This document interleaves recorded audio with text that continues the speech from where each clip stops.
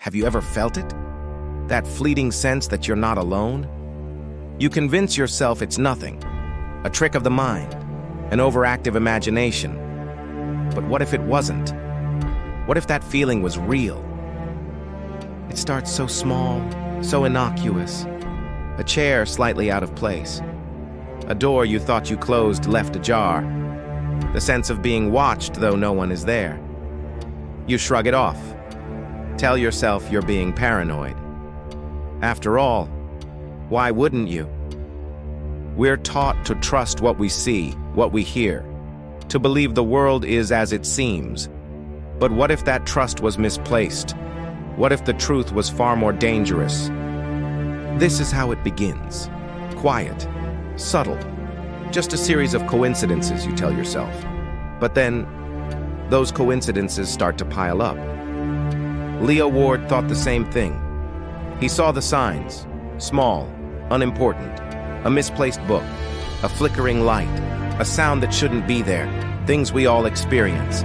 But behind those small signs, something darker was watching, waiting. And that's the cruelest part of it all.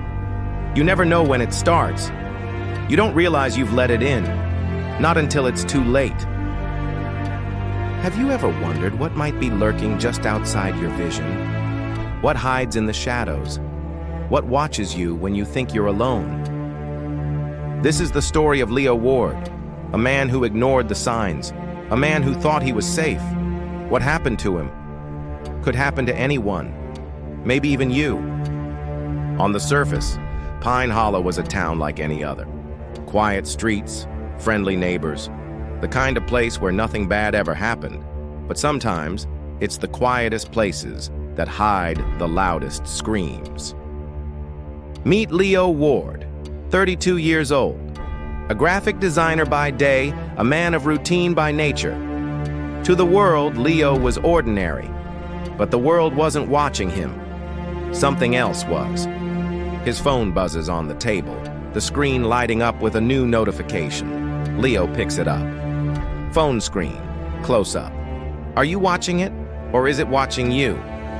Spam. Great, just what I need.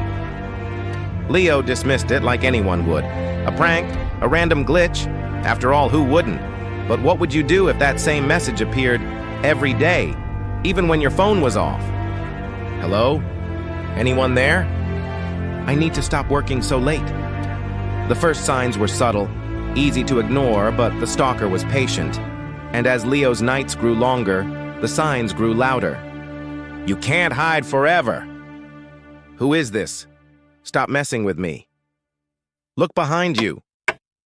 By now, Leo's unease had grown into something worse. Paranoia. But even paranoia couldn't prepare him for what came next. The thing about fear is that it grows in silence, in the shadows, and sometimes it waits just long enough for you to convince yourself it isn't real. This is how it begins. A whisper, a shadow, a feeling you can't shake. What happens next is up to you. The signs were small at first, so small that Leo convinced himself they were coincidences. A misplaced coffee mug, a flickering light. But the human mind, it knows when something is wrong. I locked that door. At first he thought it was just his imagination. The mind plays tricks when you're sleep deprived. But what if those tricks weren't tricks at all? It wasn't a dream. It was real. There's no one here. There's no one here. We try to rationalize what we cannot explain, but in the back of our minds, we know. The thing in the dark is real. On the third night, Leo watches the footage again. The screen glitches briefly, but when it clears, a figure is standing next to his bed. It's tall, unnaturally still with no features. The figure is there, unmoving, for hours, standing just out of the reach of the camera's angle. No, this can't be real. The figure doesn't move, doesn't react to the camera. It just stands there, watching him as he sleeps. The seconds seem to stretch, the tension building with each passing moment. We think we are safe in our own homes, but what if the danger is already inside? just before sunrise. It always leaves, but not for long. What the hell is happening to me? Why is it watching me? It's not just the mind that unravels. Sometimes it's the walls, the barriers we build around ourselves. And once they break... The air in Leo's apartment felt heavy, almost suffocating. The faint smell of burnt wood lingered in the corners of the room, though he couldn't find its source. It was as if the walls themselves had begun to suffocate him, closing in on his sanity with every passing hour. It's all in my head. It has to be. I'm just tired, right? But deep down, he knew something was watching him. And it wasn't just in his head anymore. It's not just a figure, it's watching me.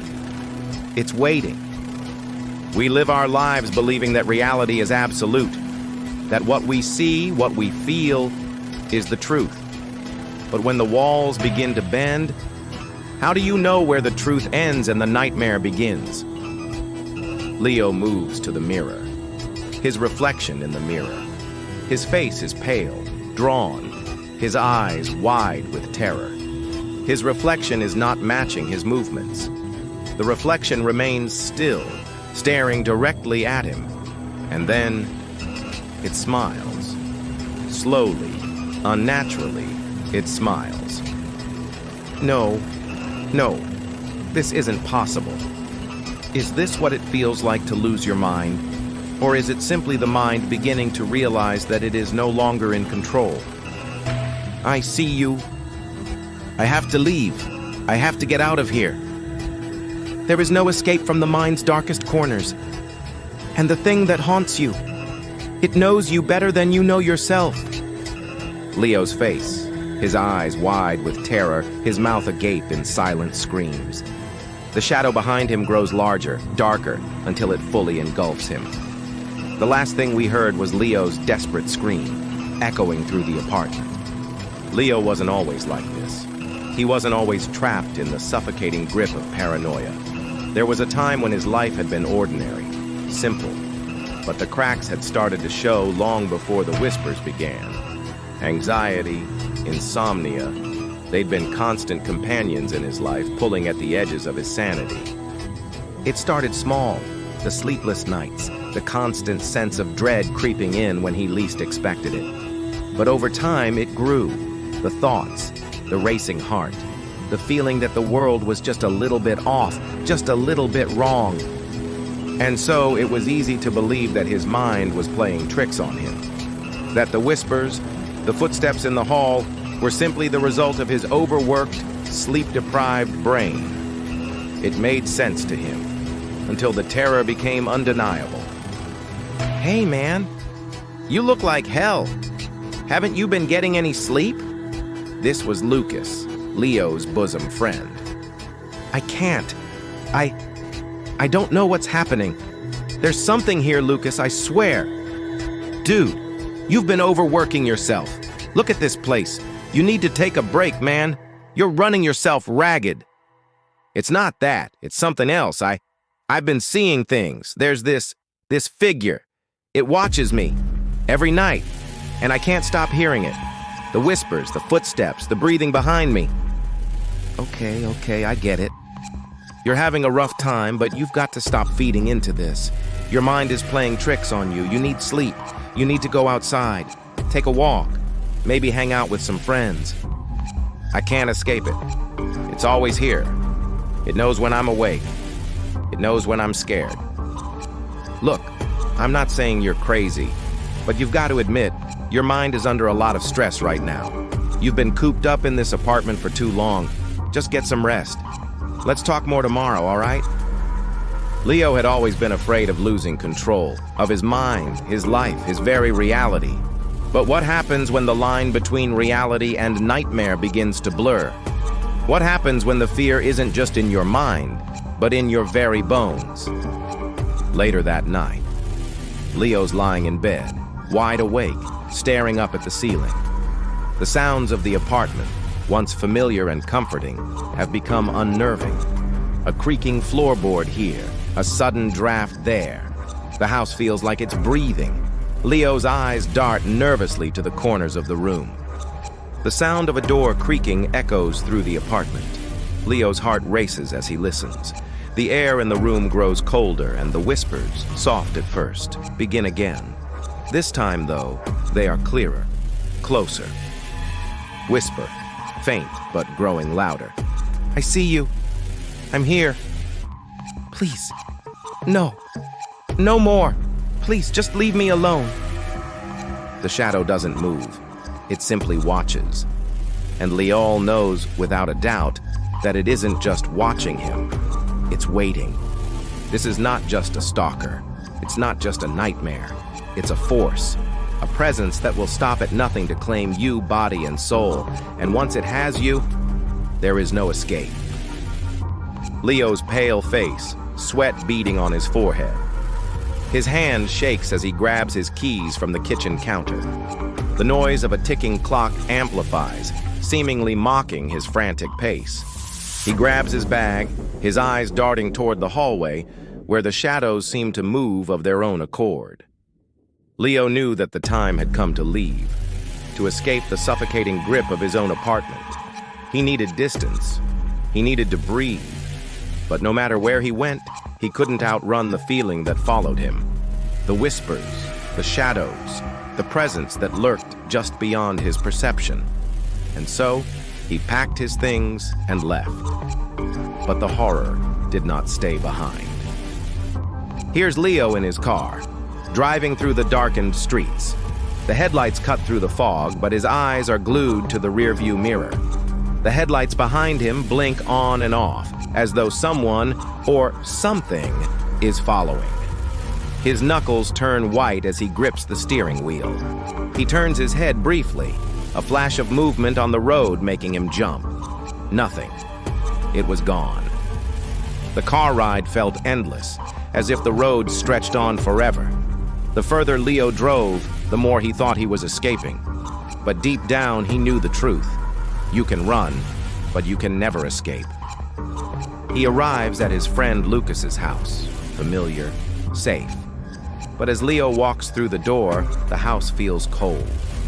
The front door creaks open as though it's waiting for him. You okay? You look like you've seen a ghost. I can't take it anymore. There's something in my apartment, something that's not human. Leo later that night lying awake in the guest room. The room is dark, the only light coming from a sliver of moonlight through the window. He stares up at the ceiling, his eyes wide, his body rigid. The sound of his phone vibrating on the nightstand breaks the silence. He picks it up, and his face goes pale as he reads the message. Text message from an unknown number. You can't hide from me, Leo. A soft, eerie laugh echoes in the background, and Leo's eyes go wide with terror. The walls seem to close in on him. He shoots up in bed, his breath rapid. He checks the door, the windows, all locked. Yet, the feeling of being watched is inescapable. The whispers had followed him, traveling through the distance between the two houses, carried by some invisible force. There was nowhere left to hide. The torment had begun, and it would not end until it claimed him. He storms out of the room, almost tripping over himself in his haste. Lucas follows him out into the living room, trying to calm him down. Damn it, Leo, just stop. You need to calm down. This isn't real. It's real. It's in my head. It's in my room. It's in my mind. I have to go back. I have to face it. Leo, wait! His mind was unraveling. The boundaries between what was real and what was not had blurred. Leo was no longer just being stalked by a shadow in the dark. He was fighting to keep a grip on his own sanity. He had come to face the thing that had haunted him, that had tormented him every night. But as he stood there, staring up at the cold, looming building, he wondered, was this what he truly wanted? Leo gets out of the car, his heart pounding in his chest. He walks toward the building, the shadows seeming to stretch toward him. His breath is ragged as he approaches the front door, fumbling for his keys. But as he opens the door, a sound catches his ear. "I'm not in your home, Leo. I'm in your mind." The words freeze him in place. He can't move. The door behind him slams shut on its own. The lights flicker once, twice, and then everything goes dark. Leo stands in the center of his living room, disoriented, heart racing. Suddenly, the figure is there, a shadowy form that looms behind him, its shape more distinct now. A distorted voice, a guttural growl, vibrates in the room. "I have always been with you, Leo. You were never alone. You just never saw me before." He figure steps closer, its face still hidden in the darkness, its presence suffocating. Leo falls to his knees, his breath shallow, his mind on the brink of collapse. And as Leo's final breath shuddered in the still air, he understood. The terror was not just in the shadows. It was in him all along. The air is thick with tension as he stumbles through his dimly lit living room.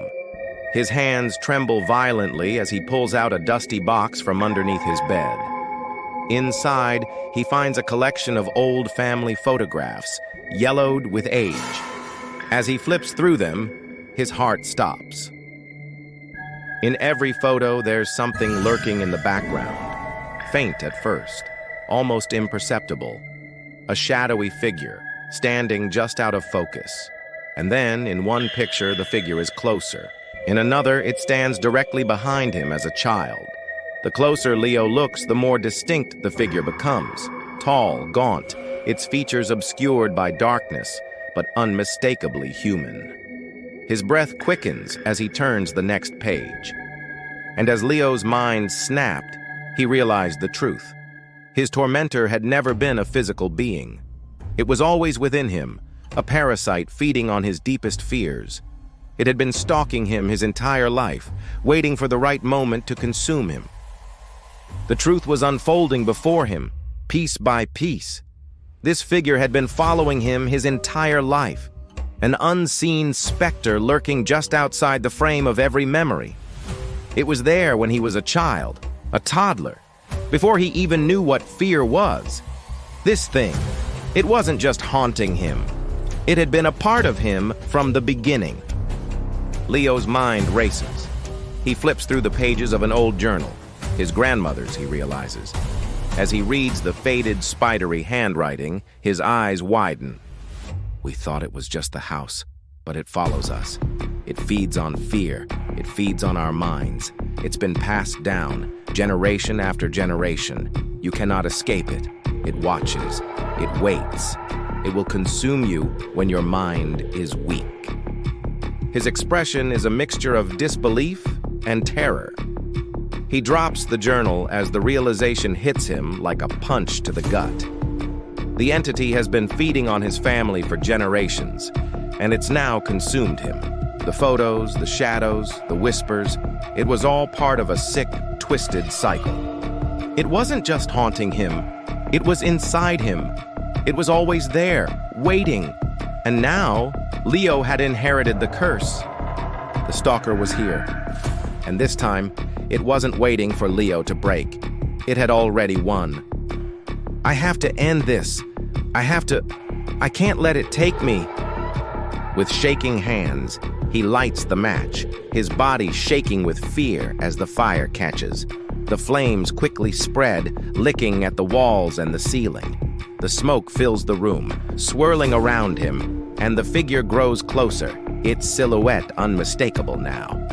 The fire roars to life, an act of desperation, a final attempt to destroy the creature that had tormented him for so long.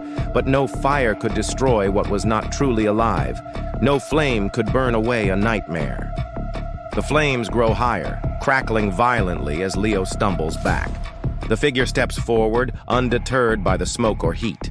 The air thickens with an oppressive presence, the figure's voice now cutting through the roar of the flames. "You can't kill me. I am you." And then it all came together. The terror, the whispers, the stalking. It had always been within him. The entity was not separate from Leo. It was the manifestation of his deepest fears, his darkest thoughts, his deepest insecurities. The thing that had haunted him was the reflection of his own mind, crumbling under pressure, bending under fear. And as the flames swallowed Leo's last breath, the truth was clear. The stalker would never leave him. It was not a thing that could be killed. It was a part of him. And when the flames finally faded, so too did the man who had been its host. It is watching now, waiting, and it will find someone new, just like it found Leo. In the end, nothing remains but the echoes. The flames consumed all that Leo once knew, but the terror lingers. And as the world moves on, new lives are lived, new stories are written, but the darkness doesn't disappear. It only waits. It finds new victims, new homes to claim. The cycle begins again. Fear never dies. It just finds a new home. And here's is a new victim, Sophia. Sophia's wide eyes as she stares at her phone. The temperature in the room seems to drop, and the air feels thick with impending doom. This is where the story ends. Or perhaps, where it begins again. A new victim, a new life shattered, a new mind to unravel. The shadows have found their new prey. It's not over. It never ends. The stalker is here. It has always been here. And now it's her turn.